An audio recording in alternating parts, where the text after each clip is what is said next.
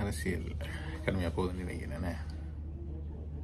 ஒரே ஒரு சின்ன கேள்வி, ரணில் ஏன் வடக்கு கிழக்குலையும் மலையகத்திலையும் மட்டும்தான் கூட்டம் நடத்துகிறார்? சிம்பிளான ஆன்சர், அவருக்கு இங்கே ஆதரவு இல்லையோ, இங்கே கூட்டத்தை கூட்டலாமோ மலையகம் பதில சின்ன கூட்டம் இருக்காம்பா அப்படி வேறு இந்த செறிந்து சிங்களாக்கள் வாழ்கிற தெற்கில் கூட்டம் நடத்துகிறா இல்லை. அப்போ இந்த 4-5 மாகாணத்தையும் பிடிச்சி வெளியெல்லாம் வரல வெளியலாம். அப்போ அவர் சிம்பிளான நோக்கம் சஜித்துக்கு இங்கே போட்டு அந்த போட்டை குறைக்கணும். போட்டை குறைச்சி அன்னூரைக்குரிய வாய்ப்பை கூட்டணும். நடக்க போகிறது இல்லை, அதுதான் அவர் செஞ்சுக்கிறார்.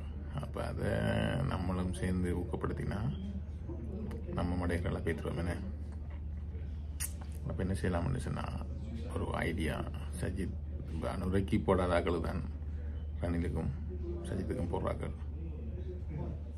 அந்த எடுகோலை எடுத்து ரணிலுக்கு போடுறாக்கள் 7 மணி சொன்னால் 1-2 போட்டா அப்போ உண்டை ரணிலுக்கு உங்களோட விருப்ப வாக்கு அப்போ கவுண்ட் பண்ணக்குள்ள அவருக்கு வரும். தப்பிரவதி சஜித்தோ அனுரையோ 50% எடுக்காட்டி 2வது கவுண்ட் வரும். 2வது கவுண்டில் அந்த 2 பேர் முதலில் 2 பேர் தான் கவுண்ட் பண்ணுறது. அவருக்கு மத்தாக்கள்லேருந்து என்ன ப்ரிஃபரன்ஸ் வந்திருக்குன்னு பார்க்குறேன். அப்போ ரணிலுக்கு கொடுக்க போட்டியில் சஜித்துக்கு 2 இருந்தால் அந்த 2 கவுண்ட் ஆகும், சஜித்திர போட்டுக்குள்ளே போகும்.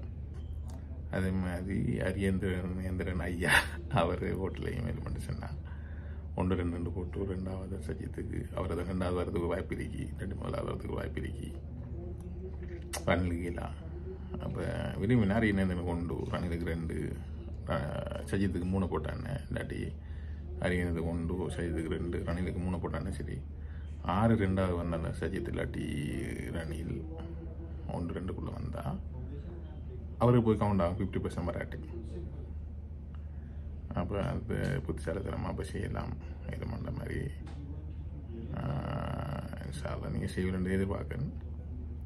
சஜஷனுக்காக மட்டும் திண்டல திணிக்கல